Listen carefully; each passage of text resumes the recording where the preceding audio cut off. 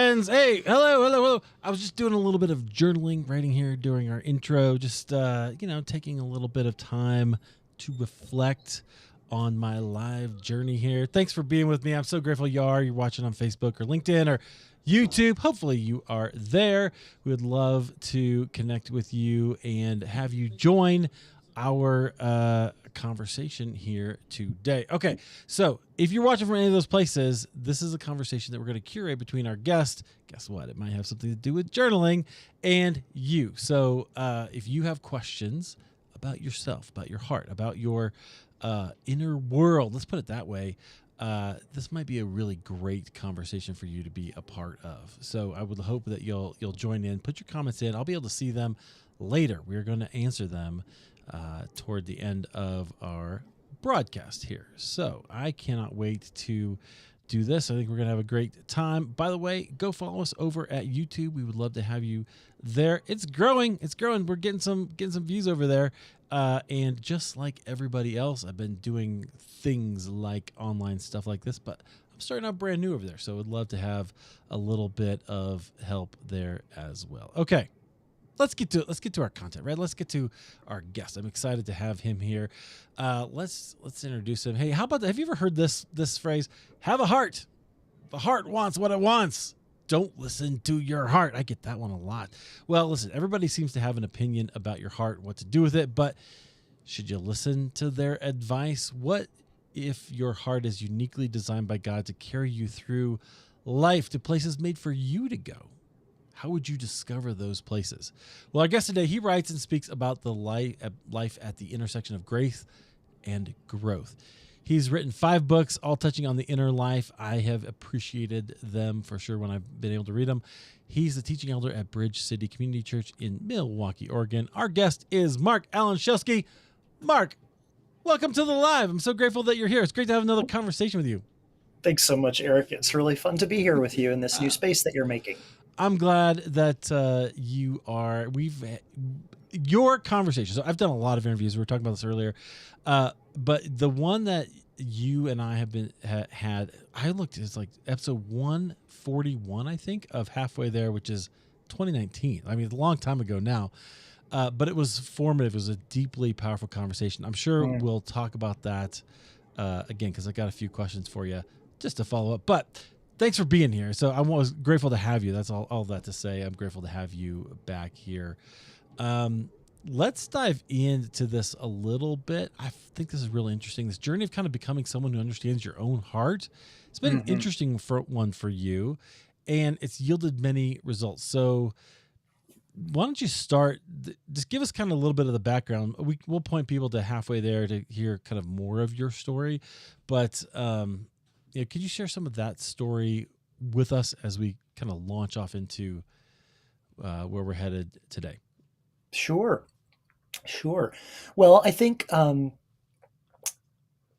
I came into this area of understanding because I had to, really, as a survival need, because for a number of reasons, I grew up and lived through the first half of my adulthood really disconnected from my heart, really disconnected from my feelings, from any sense of my own intuition or understanding what that was. I have a trauma history as a young child, and so that's not an uncommon result for folks who experienced childhood trauma. You kind of learn to dissociate. You learn to sort of protect yourself from the painful things that are happening in life, and as those skills that protect you early on, they end up not being healthy for you later on in your life when you're no longer in that traumatic environment. And so, but you've built that habit. That's the way you relate to the world now, And so Right. that was part of my story. I also, like some folks, I grew up in a fairly conservative, today I would call it a fundamentalist religious community. Yeah. And growing up in that environment, the way that you're trained to see yourself and the world, at least the community I was part of, was very head oriented, right? We were very focused on certain kinds of knowledge, certain kinds of Bible knowledge and theological knowledge and a particular worldview, and really taught that emotions, feelings, the feelings that we feel, they are suspicious. They're suspect, right? That could be an avenue for your worst self or for temptation to lead you astray, right? The idea that following your heart would be dangerous, even because where's that going to lead you? And so a combination of kind of my trauma story and growing up in that environment. And then I think just my temperament. I'm a head guy. I'm a nerd. I like to learn things. There's some wonderful good sides to that, but there were also kind of growing up because I wasn't athletic. I wasn't a jock. Kind of my brain became my armor. And Oh so yeah. being the smartest guy in the room became important as a sense of identity, right? A way to protect myself. And so you add all that stuff up. And by the time I become a young adult, I'm just really living in a way that's completely disconnected from what's going on inside of me, very suspicious of what's going on inside of me. So I'd power through crises. I ended up, really being, I think what you would call a workaholic, somebody who, kind of filled my sense of meaning just by working really hard, not paying attention to the needs of my body, really disconnected from the needs of the people around me. Wanting to be in my head, thinking of myself as a kind and compassionate person, but being so disconnected from that aspect of life that the fruit of it was hurtful to the people around me. And as I was a young pastor, it was hurtful in the church that I was part of, and all of that. And so that's kind of the fast version of a long life Yeah. story that ended up putting me in a place that was really destructive. I ended up having a big emotional crash. I did enormous damage to my marriage. I began to see that damage impacting my church, and I kind of could see sort of the train of my Mm-hmm. life going off the cliff, but didn't have the tools to do anything about it because I had been so equipped for work hard, perform, you know, be the guy who creates value for other people. But I was completely disconnected from what I needed, what was necessary to grieve my own losses and to feel what I was feeling. And so then that required intervention. That required going through a process of healing before I could come to a place where I began the journey of understanding what was going on inside of me. Yeah, I find that so interesting because I think one of the I've got lots of thoughts that connect to here, but I'm gonna try to bring them all together because I think what I'm hearing from you is this whole idea of you weren't living actually very holistically, right? You were just Right. you Yeah. were emphasizing one piece of your human being to Hmm. the neglect of other pieces of your human being, and you saw some problems with that. I Yeah. would contend this is actually a problem in our entire culture. Like there are, and we could talk about the church. That's where I come from too. But I think our whole culture. I keep saying our culture worships productivity, Hmm. I hearing Hmm. you talking. I'm going, oh, I wonder if this is part of why, right? Like we're not actually very holistic in understanding how humans are, right? There's both head, heart, and body, right? Yeah. We need all those. All those have some value to it. Yeah, I completely agree with you. I think that the culture that we live in, for various reasons, historically, has come to see the most important value for anything is the bottom line, right? The P&L. Like Mm-hmm. what productivity, what value are you bringing? And we think we measure companies in that way. We measure the natural resources around us in that way.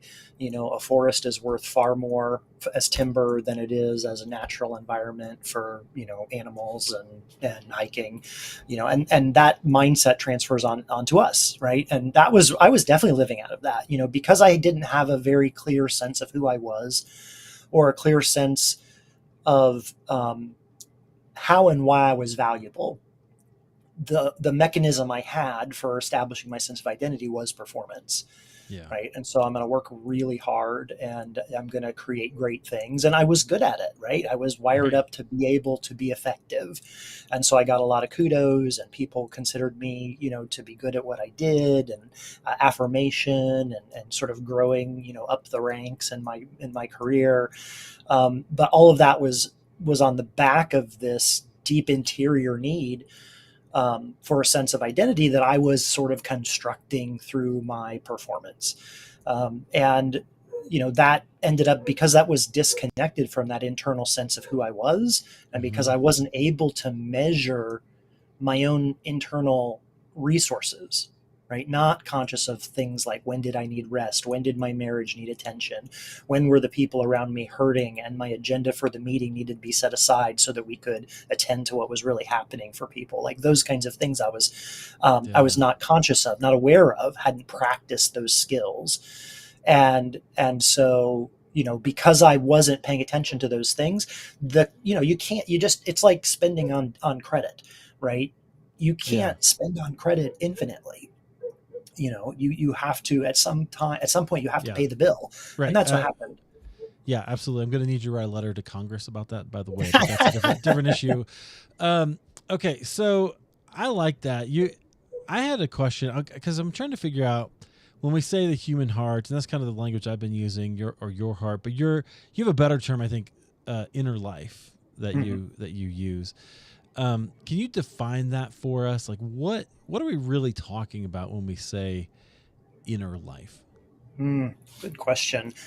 I think I would say that your inner life comprises the whole interior experience of who you are as a person, right? So that's your thoughts, but also your feelings, your emotions, and sort of the body experiences that you're having that are kind of at the root of emotions.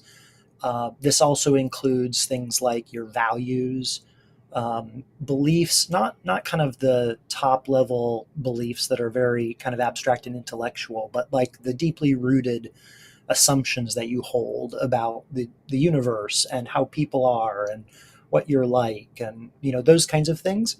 And then if you're a spiritual person, which I would argue, and this may be a conversation for a separate conversation, but every human, I think, is spiritual Yeah. in some fashion. And what I would mean by that, not necessarily religious or practicing a religion, but having opinions and thoughts about the ultimate nature of reality and living in relationship to that, right? So whatever it is that you think about ultimate reality, why do we exist? What is the meaning of life? What is the purpose of being human?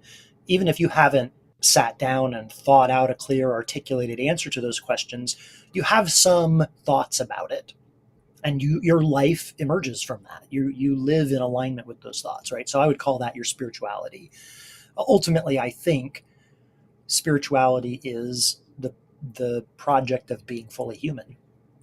But I put all of that under the banner of your inner life because it's really not apparent to others in the first degree, right? They only know about your inner life through the second and third degree of your behavior and how you treat people and the impact that you're making in the world, right? But they don't ultimately know your inner motivations and your drives and the things that shape you, right? That is the inner life. It's the Yeah. part of your life that is by its own nature private to you. Yeah. Unless you're vulnerable and you share it. Right. And that's you inviting people into that, right? That you're sharing that, and you're still, even in that case, in a marriage is a good example. You may have a marriage with a deep sense of connection where you share vulnerably quite a bit. But even then, that other Mm-hmm. person is an infinite mystery to you, right? Like you Yeah. can feel like you know them very well, but there's always more in that depth to know, right? There's ways that they experience the world that they have to let you into. And we all have that, right? That's part of the tension of being human. We want connection, we want intimacy, and also we are deep waters and they are deep waters. And how do you connect? It can be scary. Oh yeah, interesting. So some of this process is being comfortable with the fact that you can be known, but not fully, right? Yeah, right, sure. Oh wow. All right, I'm gonna put that on my list. I'm gonna think about that later because that's pretty deep. All right. That's good. Okay. So we're talking about this. Do you think we've alluded this a little bit? I think the concept of heart or even inner life can sometimes be a controversial topic, especially in Christian circles, but not entirely. Mhm. Why do you think that is? Um, what a great question. Why do I think? Well, I mean, I think the place where I've experienced that controversy around the idea of your inner life or listening to your heart, paying attention to your inner life, I think tends to be kind of two places. One is like the fundamentalist kind of religion that I grew up in, where there's a lot of concern about being tempted, being led away from godly ways, making bad decisions. And in that kind of community, it's sort of become normal to interpret human feelings as the avenue through which you get tempted. Right. So it would be something like this. You are a little kid, your neighbor gets a brand new bike for their birthday. It's a really cool bike. You're jealous of that cool bike. And so one day when the neighbor kid is away, you go over and you swipe the bike and you take it for a ride. Right. And so in that community, that mindset, they would say, well, you stole the bike, or you maybe at least borrowed it without permission. But really the origin of that was that jealousy. Right. And so the way that you're going to avoid the sin of stealing the bike is you're going to not feel jealousy. Right. Right. So when you have feelings, jealousy or whatever, so you can expand this from a little kid story to an adult story, and maybe the feeling is lust. You feel sexual desire for somebody that's inappropriate for you to feel that for, or whatever it is, or greed, you want some of that money that somebody has, whatever that feeling. The solution in that community is, oh, you'll just not do the bad thing if you don't feel the feeling. Yeah. And so the project then becomes suppressing feelings, denying that you have feelings, or uh, justifying your feelings as spiritual, Right. right? So all three of those things are really unhealthy, right? Because first off, the human organism having emotions is a fundamental part of having a functioning brain and body. You can't not have them. A healthy brain and body has emotions. So to deny them is to sort of deny, part of how you are made. Right. But they'll And call those that emotions, self-denial, right? well, Like it could as it a could as be a self-denial. positive, well, okay, it is, but as a positive spiritual, like Christ-like thing, right? Sure, sure, right. Well, let's talk about that, right? Yeah. Because the self-denial is definitely a Christian virtue. And in that the kid scenario with the bike, a healthy self-denial would be choosing to not go take the bicycle. You want to take the bicycle because it's really cool, but you choose to not do it. That's a healthy self-denial. You've chosen to not do something that is a bad choice for you. Saying I don't feel jealousy when you feel it is not healthy. That's not self-denial. That is just denial of reality, It's right? just denial. Like to Yeah. Yeah. Yeah. right to say I'm not feeling that feeling, right? And the problem is if you deny feeling the feeling, then you can't deal with it in a healthy way, Yeah. right? To say I'm feeling this feeling that's leading me to want to do things I shouldn't do. Well, there are ways to process the emotions, and those emotions are telling you something. They are telling you something important and needful. That's why we have them, and you can learn from them if you pay attention to them, right? So covering them up isn't healthy. Denying that they exist isn't healthy. Spiritualizing them isn't healthy. And what tends to happen in those environments is one of two things. You either end up, kind of like the path that I did, where in order to not feel those feelings, you have to dissociate, which is an unhealthy mental health problem, right? Right. You have to disconnect from your humanity in some way, and that has its own consequences. Or you're led into living a kind of double life, where in spaces where other people see you, you perform being the kind of person who doesn't feel those things. And then when you have private spaces where you aren't seen, then those feelings kind of come out in a unmanaged way, right? Where they're just you tend to act out, right? Yeah. An example of that would be the kind of a trope is the very angry, reactive fundamentalist father who at church is always stoic and peaceful and calm, but at home, when anybody acts the wrong way, there's just a flood of rage, right? Mm. So that's an example of how in the church environment that guy would say, I don't get angry, right? But at Yep. home, that anger comes out in wrath, and he would probably self justify it spiritually by saying, my wife and my children aren't appropriately responding to me or behaving to me, and I have righteous indignation to correct this error, right? Right. But what's happening is the anger that is a natural human thing is now coming out in an unhealthy, unmanaged way. Okay. Yes, I love this. All right. So that was one of the things I took from our previous conversation that I loved was this idea. I think you called it like your emotions are like dashboard lights, right? Right. Yeah, exactly. They're indicator lights that tell you something. And so for me, that was really transformative to go, oh, okay. And then what that leads to, as you were talking about the inner world earlier, describing all these things, thoughts and emotions and all that stuff. Made me think, oh yeah, I am not actually any of those things, which is also Right. a bit of a separation from where I probably had been thinking and taught before. Maybe more like discipled in a non-direct way, but because that's a really tough concept to get a hold of, right? I am not Hmm. actually my emotions. I am not actually even my thoughts. Yes. Right. Uh, Yeah. and are there maybe there's other pieces of you that we could think about that where you could kind of get a little distance and then evaluate, which is a whole new idea for me. Right. Well, I think it's transformative. It was for me. I think a very easy metaphor or analogy to understand what we're saying when we say that you're not your thoughts. A place where we get this intuitively is you are not your other bodily sensations. So if you touch a hot stove and your finger gets burnt, you are not a person. You are not pain.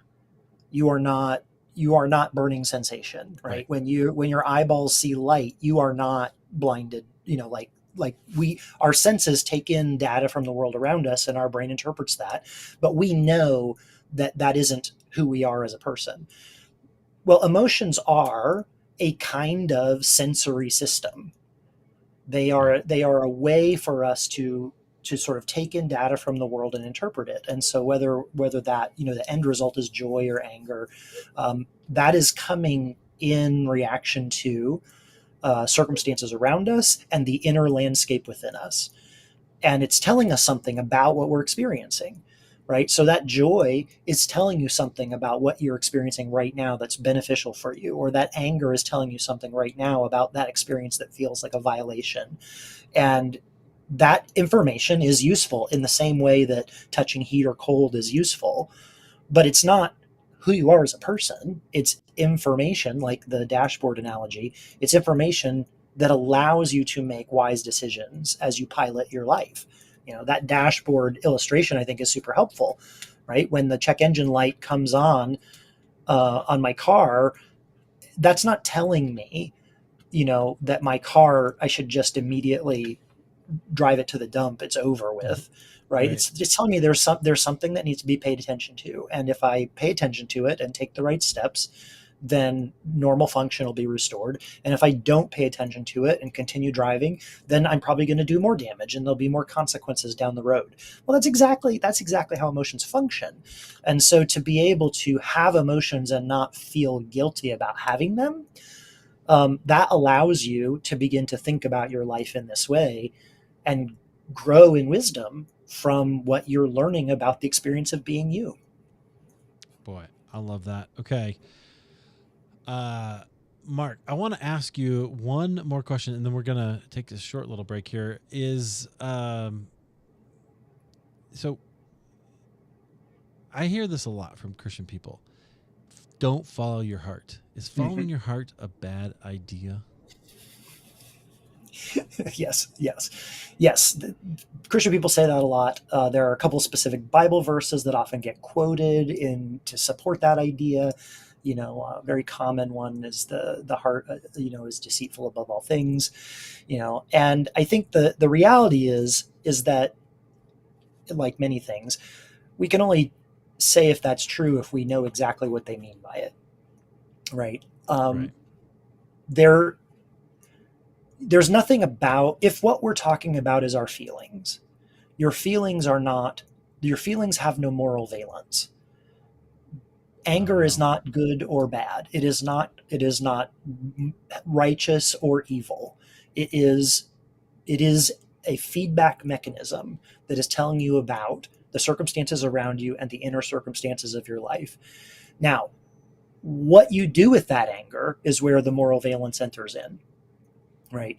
And so, when oftentimes I think when people will say, don't follow your heart, what they're really responding to is the sense that somebody is going to make decisions based off of just strictly pleasure, right? Right. I Yeah. want to do that thing that feels good, and I don't want to do the hard thing, right? And we're worried about that. And that's a justifiable fear, right? There are, Sure. part of being a mature human being is learning about delayed gratification and work ethic and all those kinds of things, So that's a real fear.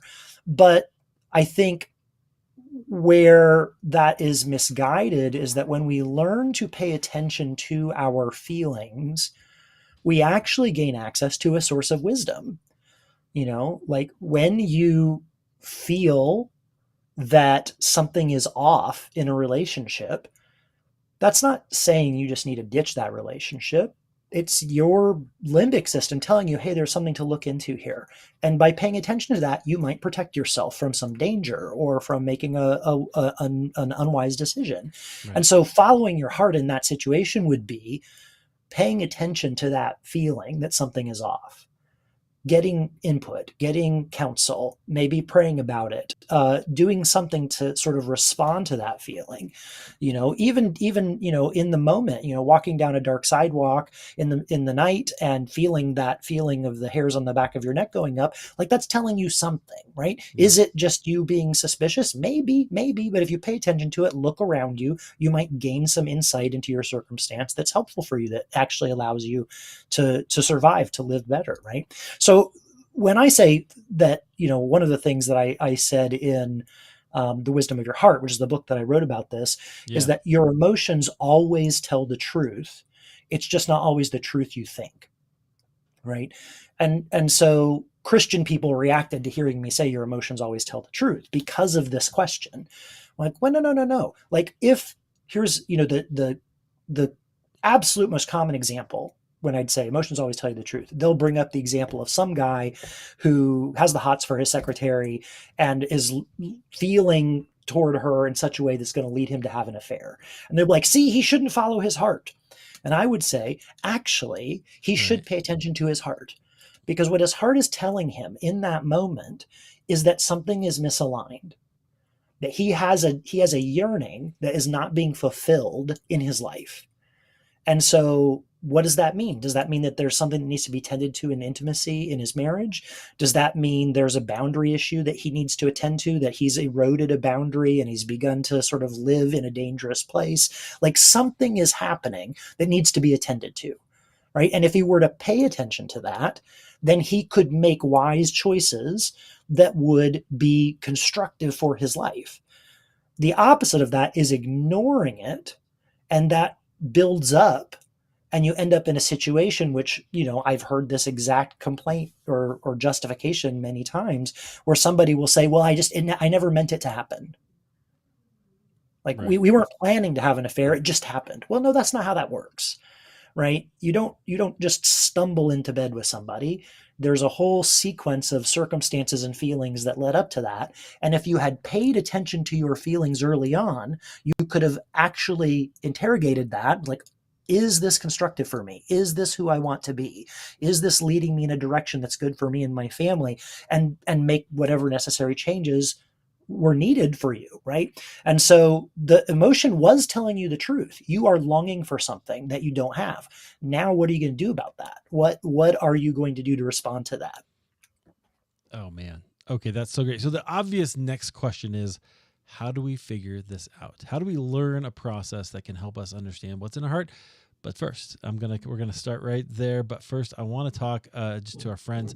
You're watching the conversation, and you're thinking about your own heart. You're thinking about your own emotions. You're thinking about situations where you were like, "Ooh, I wish I could have known and studied my heart and my feelings a little bit before I acted on something." We all have that. Maybe you have a question. Maybe you're like, hey, what about this? Maybe you have a really deep theological question. Maybe you have a not so theological question. Maybe you have something funny to say. Put it in the comments. I'd love to hear it. And we'll get to that here in just a moment. We're going to take some questions toward the end. Would love to have you be part of this conversation. Okay.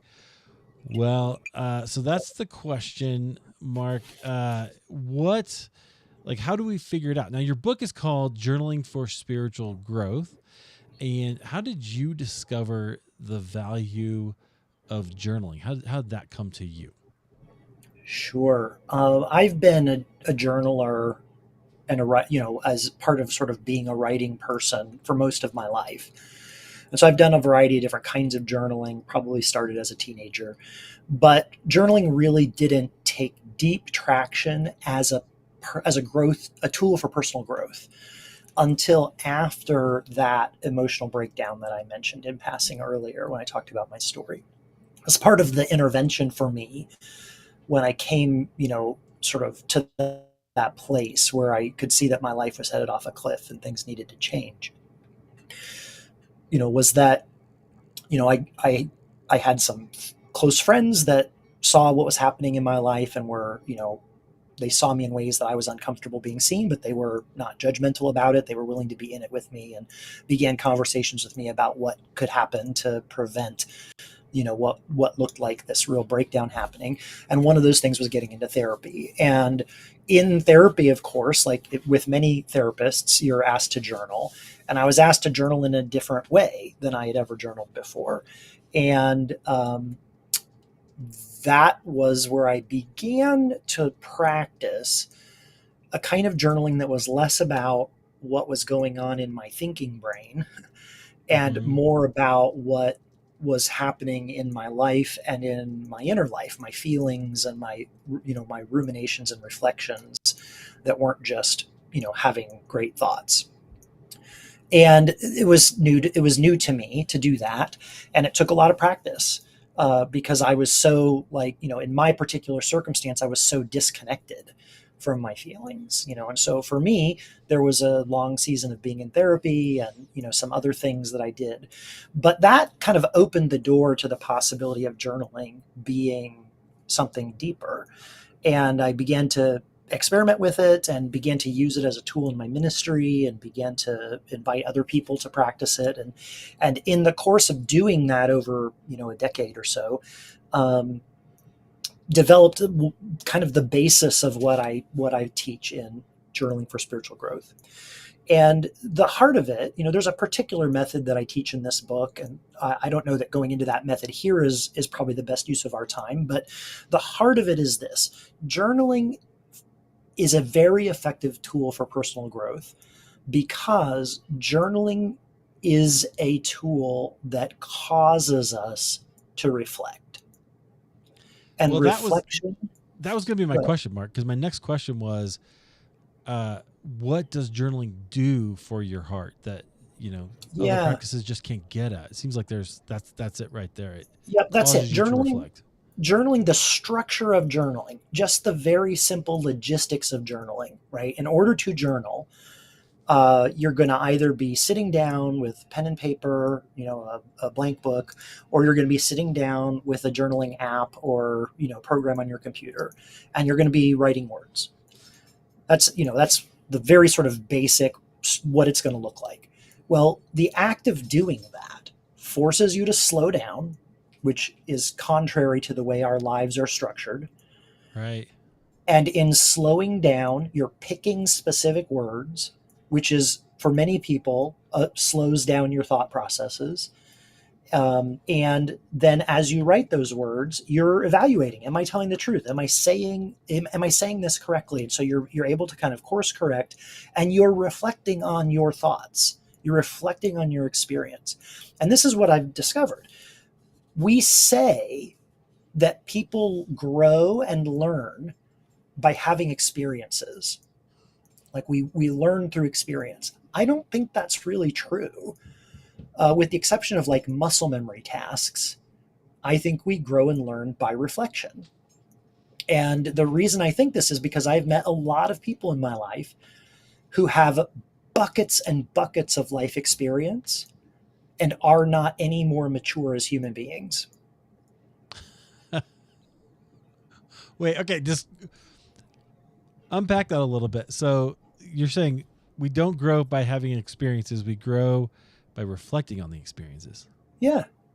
Yeah. Oh, wow. So like if you've had let's say if you've had a situation, that's just a very simple example. If you've had a situation of being taken advantage by somebody, the way that you process that into wisdom is you spend time thinking about it, right? You think about, how did that conversation go? And where was I getting drawn in? And, why did I feel the emotional hook to do that thing? And right, you're reflecting on that. Maybe a lot of people don't realize that as they are telling the story to a friend, the process of telling the story is causing reflection. So they might not think of it as reflection, right? But they're telling the story to a friend. The friend is reflecting back to them, right? And in that process, they're learning about what happened. They're learning about their own reactions, and they're gaining wisdom that they can apply to the future, so that when something happens that kind of echoes this moment, right? You get into another conversation, it sort of starts to feel familiar. And you're like, oh, even if it's subconscious, you're like, oh, this person is kind of trying to hook me in to take advantage of me.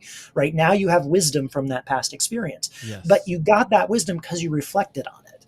And in the case of talking to the friend who listened and reflected back, that's what your journal is, right? Your journal is that space where you are able to bring out whatever it is that you're working on and sort of reflect on your feelings and your thoughts. It crystallizes it outside of your head.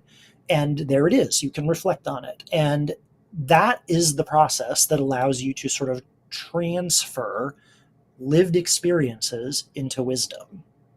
Yes. Okay. So while you were talking, I was thinking, this is why I stopped going to timeshare presentations, right? Because I learned my lesson. Right. Yeah, sure. I reflected on the how uncomfortable that was. And I was like, I don't want to do that anymore. Yeah, exactly right. Yeah, it's not the free one night stay at the place with the great pool is not worth it. Not as for the pressure that you're gonna have to go through. I love that. Okay. So that's great. That's really helpful for a way of understanding what journaling does for us and how that helps us kind of figure out who we are. And I love that you talked about growth. That's where actually the growth is in the reflection. That's a really great point. So I'm trying to decide where I want to go next. Let's talk about this first. What are some hangups that people have about journaling? Because I've got a couple, but I'm sure you've run into a lot of them. So I'm sure people say things like, "What if I'm not a journaling person?" Or Yeah, of course. Yeah, I mean, first off, I think we just have to acknowledge that there's 100 different kinds of journaling. And when we say, you need to journal, or I'm not a journaling person, it's not really a helpful sentence unless we describe what it is that we're talking about, right? Because there's tracking your emotions, there's tracking your food, there's journals that are basically diaries where you keep track of what happens in your day. There's journals that are like people essentially writing their own memoir. There's journals that are, for therapy. There's coaching, there's prayer journals, there's every kind of journal, right? And so what I'm concerned about is growth. I want to be a more fully formed human being. I want to live into who God made me to be. And so when I teach journaling, it's toward that end. I want the journaling to be a tool that helps you mature as a human being. And so that means the kind of journaling that I teach is meant to help you get into that reflective space based on what I just said, right? Yeah. Reflection is where we grow deep in wisdom. I want the journaling to help you go there. So it's not a diary where you're recording every single event in your day. It's not a form of artistic expression. Like, I'm a creative person. I do creative things. My journal is not part of that, right? I am not, you might have that picture in your mind of that, skinny jean wearing artistic guy in the coffee shop with a scarf, and he's got his leather bound journal, and he's, busily writing. That's not what this is. So if you feel like in order to journal, you have to be creative. Nope, that's not true. If you feel like that this is going to be an emotional teenage diary where you're just pouring out your heart, nope, doesn't have to be that either. If you feel like, well, you're not a very good writer, well, you know what? Journaling doesn't have to be writing, really. Like, what I mean by that is, I've taught people to journal, and all their journaling is just bullet points and fragment sentences. Because the point is not to write great prose. The point is to get out of your head the things that you're reflecting on and the things that you feel like God is inviting you to consider. And so if it's just notes to yourself to help you get that out, that works too. I've had folks that, really struggle with typing, and they've done it all on the voice memo app on their phone. Yeah. Right? It's about getting it out and having that reflective process of choosing those words. And so the hurdles for people are, I'm not a writer. Well, this isn't about writing a book. I'm not a creative person. Nope, you're not creating a product. I don't have time. Okay, great. Most of us don't have time. There are ways to do this process that don't have to take a lot of time. And that's one of the things that I address in the book. What's the right amount of time? If you're just getting started, how could you structure this in a way that makes it very effective and efficient for you? That's all doable, right? The issue is that I think people get caught up in a performance mindset, like we talked about at the beginning. Right. How people were so wired up that the thing that matters is our performance, and we bring that even into our personal growth practices. Or if you're a person of faith, we bring that into our spiritual practices, and we start to feel like if we're not performing the practice correctly, then it's not going to work. Right? It's not either going to result in growth, or God's not going to approve of it or whatever. And it's insane to me that we think that, like that performance would somehow be part of this, but it is. I've had people that have started journaling, and they'll go through the process, they'll get the equipment, they'll figure out their template, that what they're going to use, and they'll get started, and they'll go for 3 or 4 or 5 days, and then something will happen and they can't journal that next day, and they get frustrated, and then they go for another couple days, and then something happens and they can't do it, and then they start to feel like a failure because they're not able to do it every single day. And after that happens 3 or 4 times, feeling like a failure doesn't feel good. We don't like it. Right. We avoid things that feel bad, and so they quit. Well, why is missing a day failure? It's only failure if in your mind the idea is, this is only effective if I can do it perfectly, right? And so one of the things that I teach in this book, that's not just about journaling, but is about every practice for spiritual or emotional growth, is that the only safe environment for practices of spiritual growth or emotional growth is an environment of grace. This can't be about performance. As soon as it's about performance, you are perverting it into something else.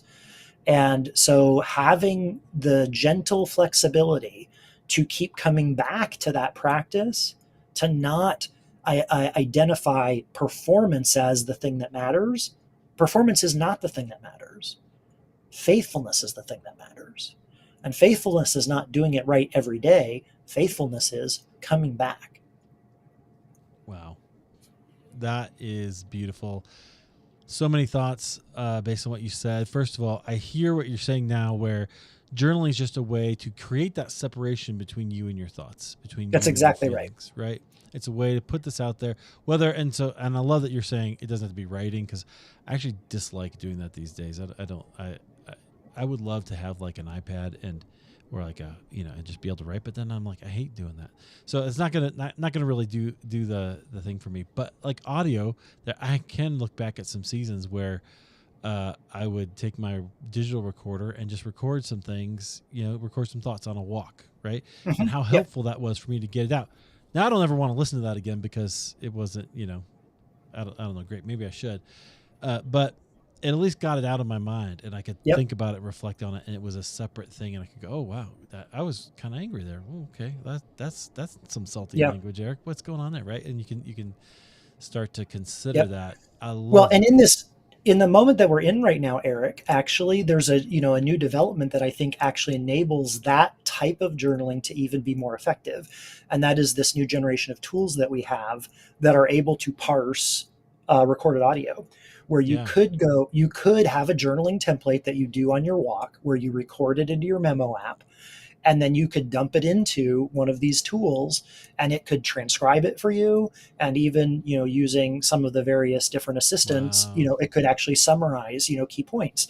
And so then you could, like, one of the benefits of a written journal is that you can flip back through it and Right. you can begin to see trends, right? That's one of the powers of journaling, is you can see patterns in your life that are otherwise invisible to you. And so if you were just doing audio memos, you would have a harder time locating those patterns.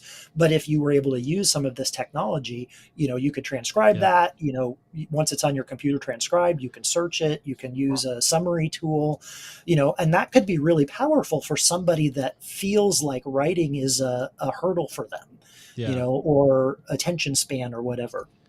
Boy, if there's not already one, I see an AI product right there. There's, Yeah. there's something Yeah. right there. Maybe there's probably already one. Who knows? Interesting. Okay, I have a couple comments on a post that I want to bring up here in just a second. But one last question I have for you about this, which is one thing that always stops me from journaling is I'm self-conscious. Here's what I don't want. I don't want to like pour some of this stuff out or like try to get these thoughts out of my head and then have anybody find it later. Like, Sure.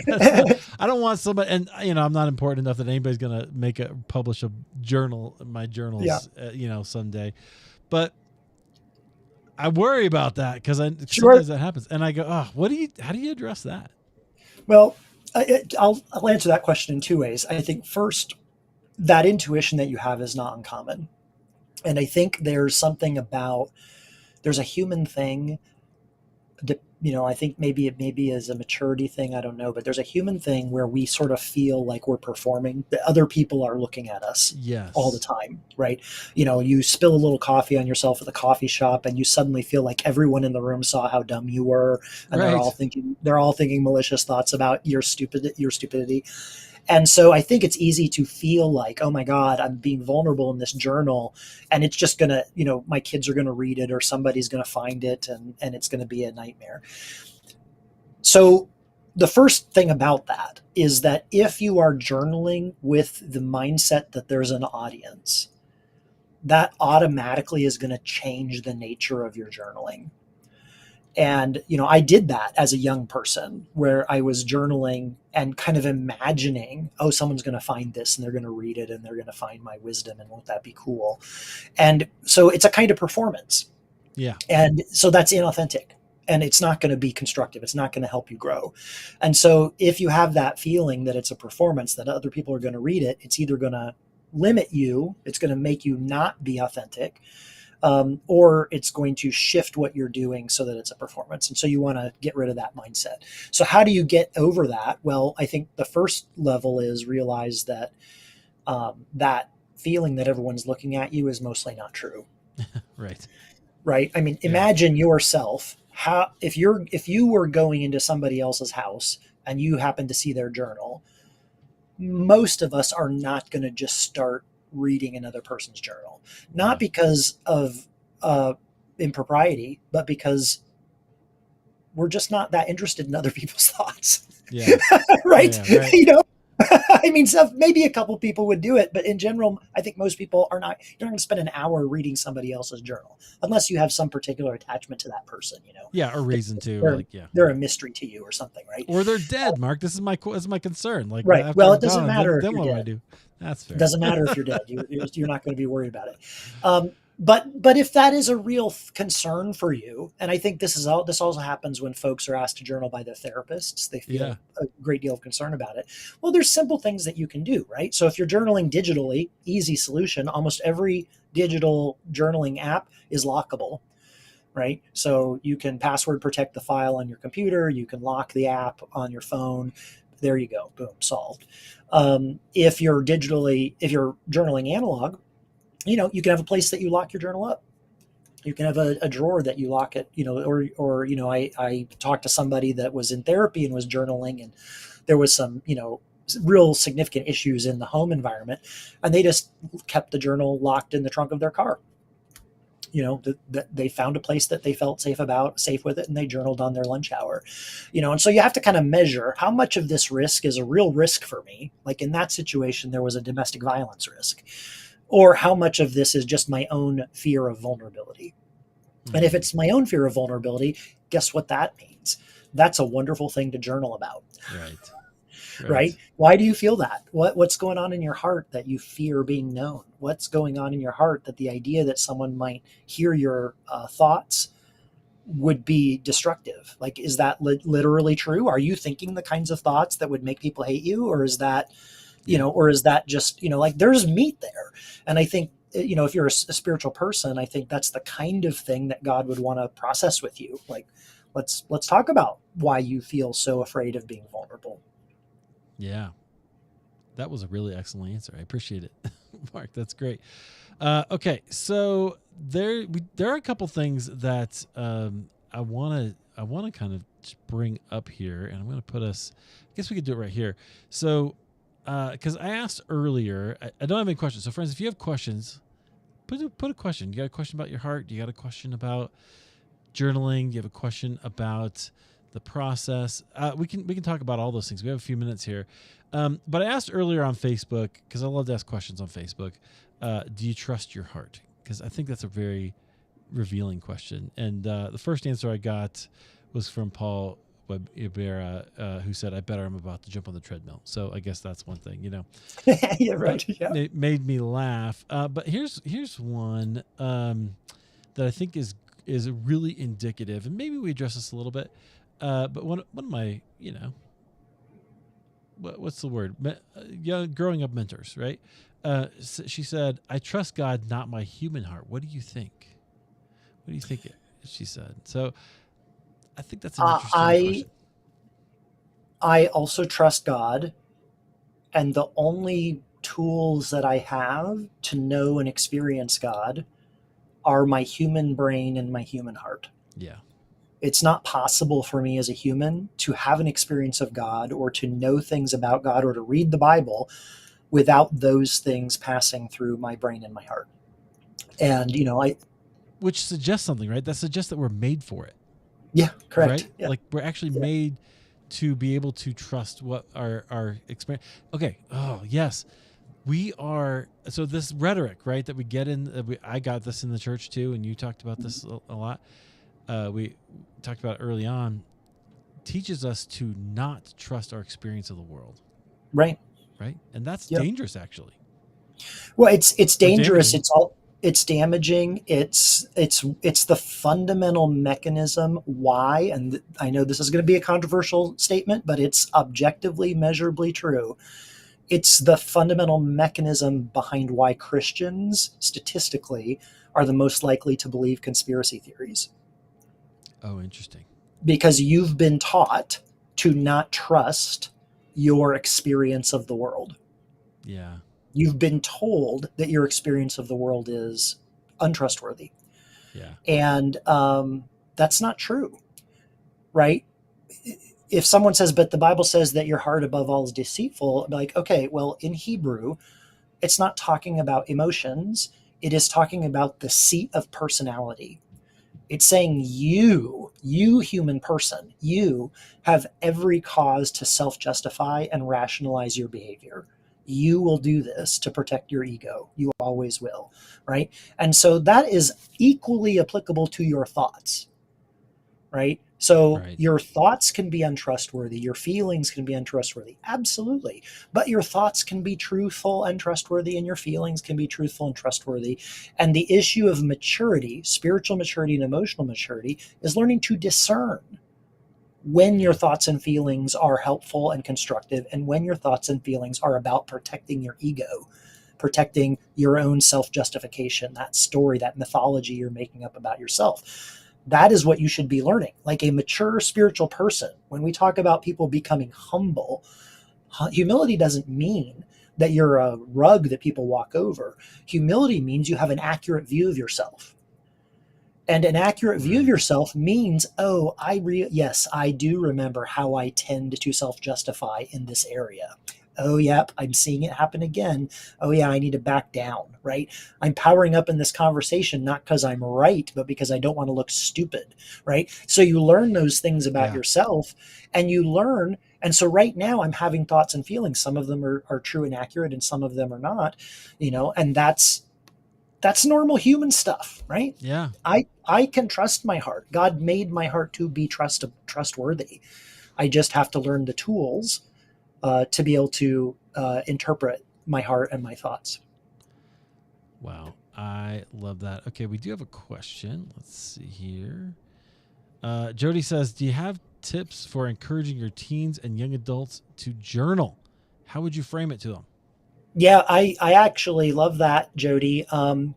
So first off, the book Journaling for Spiritual Growth is written in such a way that it's extremely accessible. And I have several folks that I know who have used it with their young adults and teens down to like 13, 14-year olds who have actually just used the book. It's written in such a way, it's kind of written in a devotional style where there's a small entry every day for 6 weeks, and each entry takes you one step through the process. And so you build a habit over 6 weeks, kind of one small step at a time. And that actually works quite well for young people. But principally, what I would say to my kid is the reason I want you to try journaling is because I want you to understand what is happening inside of you. And I know as a teenager, there's a lot going on inside of you, and it can feel really overwhelming, and it can feel confusing, and it can feel like you're not even sure if you know yourself, right? And journaling is a way for you to begin to sort through that, and it's your own private space. Like it's a place that you can express yourself. It's a place that you can think about your life experiences. It's a place that you can vent about me as your parent. I'm not going to violate that space. It's your own private space. And if you do this, you're going to be able to more easily understand what's happening in you, and more easily articulate what's going on in your life when you and I are talking, or when you're talking to your friends. Yeah. I love that. Hopefully that was helpful, Jody. Marc, thanks so much for being here, man. I really do appreciate it. I have enjoyed every conversation I've ever had with you. So I don't say that about everybody. It's not true for everybody, but it is for you. Thanks for being here, Marc. I appreciate it. Guys, you can go to marcalanschelske.com. The book is Journaling for Spiritual Growth. It's in a second edition paperback, right? So Yep. which is fantastic. Actually, also, if you check out, go to Marc's website. He has a really helpful video, dude. I was really kind of surprised. Like, you got a 25-minute video almost about this thing, exploring the book, and it was helpful to me to kind of get a sense of what's in there. But friends, so if you're thinking about it, that would be a great place to go start. Check it out as well. marcalanschelske.com. And I'm going to mention, Marc's a writer. Written 5 books, but he also helps writers. And so if you want to go, I bet all the information's at your website, right? He's got a writer's retreat coming up later in November. Yep, in November, second week of November. It's called The Writer's Advance, and that is the URL, thewritersadvance.com. Okay. And all the details are about it. It's a writing weekend that's about writing. It's not learning skills. It's not pitching your book to agents. It's not networking. It's not listening to experts talk about what worked for them but isn't applicable to you. It's a weekend where we take care of all the chores and provide great food and a wonderful, inspiring environment and some writing coaches to help you get over the hurdles. And you get to spend hours and hours and hours writing. So if you have a project, and any kind of creative project that involves putting words down, you will make so much headway, it'll blow your mind. There you go, friends. I know this is for one person out there. You need to go to that retreat. Maybe it's me. All right, Marc, thanks so much for being here. I appreciate you so much. Friends, thank you so much for watching, for your questions, for your thoughts. I think this is such a deeply important conversation about who are we and how do we understand ourselves. God made you. As I like to say, you're only human, but humans do incredible things. So go do something amazing. Thanks for being here. We'll catch you guys next time.